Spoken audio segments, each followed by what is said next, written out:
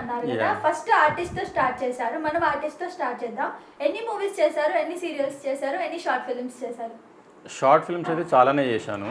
ఒకటి పేరు చెప్పగలరా? షార్ట్ ఫిల్మ్స్ నేమ్స్ అంటే నాకు ఇప్పుడు గుర్తులేవు. ఎప్పుడు చేశానంటే ఆర్టిస్ట్ లైఫ్ అన్నారు, మళ్ళీ గుర్తులేదు అంటున్నారు.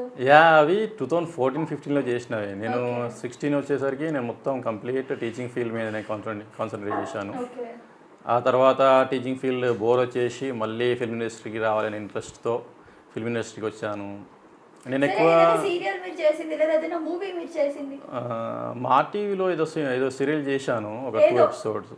నేమ్ సరే గుర్తులేదు. మా టీవీలో అయితే చేశాను, ఎందుకంటే హీరో మురళీమోహన్ గారు పరిచయం అనమాట నాకు. సో మా టీవీలో నన్ను రికమెండ్ చేశారనమాట. సో ఒక ఆడిషన్ ఇచ్చేసి ఒక 2 పార్ట్స్ చేశాను సీరియల్. ఆ తర్వాత మానేశాను. సో అదనమాట. మూవీ చెప్పండి, మూవీ గురించి. మూవీస్ చాలా మూవీస్ చేశాను. అంటే జూనియర్ ఎన్టీఆర్ రభస మూవీలో ఉన్నాను, అండ్ దాంట్లో ఉంటాను, ఒక సీన్లో ఉంటాను. అండ్ జనతా గ్యారేజ్లో కూడా ఉండేది నేను. మన బాలీవుడ్ హీరోని పెట్టారు కదా, సో అతని ప్లేస్లో నేనే చేశాను ఫస్ట్. చేశాను. మరి ఏమైపోయారు? అది అంటే చేంజ్ చేశారు, హీరోని చేంజ్ చేస్తారు దానిలో జనతా గ్యారేజ్. అంత బడ్జెట్ పెట్టుకొని అంత పెద్ద మూవీకి ఒక మనిషిని మొత్తం చేంజ్ చేయాలంటే వాళ్ళకి డబుల్ ట్రిపుల్ మనీ కావాలి కదా.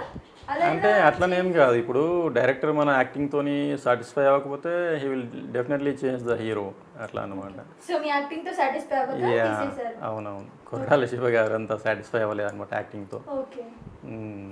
మీరు చేసిన బిగ్ స్క్రీన్ మీద ఏదైనా మంచి క్యారెక్టర్ అంటే మాకు జనాలకి, నాకు కానీ మా వ్యూవర్స్కి కానీ అర్థమయ్యేలా ఏదైనా ఒకటి చెప్పండి. అంటే నేను ప్రస్తుతం అయితే నేను ఓన్లీ ఫీచర్ ఫిల్మ్స్ మీదనే కాన్సన్ట్రేట్ చేస్తున్నాను. ఈ షార్ట్ ఫిల్మ్స్ ఏమి చేయట్లేదు. అలా అనట్లేదండి. ఇప్పుడు ఇప్పటి వరకు మీరు ఆర్టిస్ట్ అన్నారు, రైటర్ అన్నారు.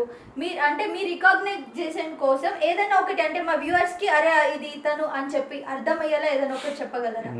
ప్రస్తుతం అయితే నాది మూవీ ఒకటి చేశాను నేను, మొన్న జూన్లో చేశాను. అది సంక్రాంతికి రిలీజ్లో ఉంది. Hanuman movie, directed by Prasanth Varma.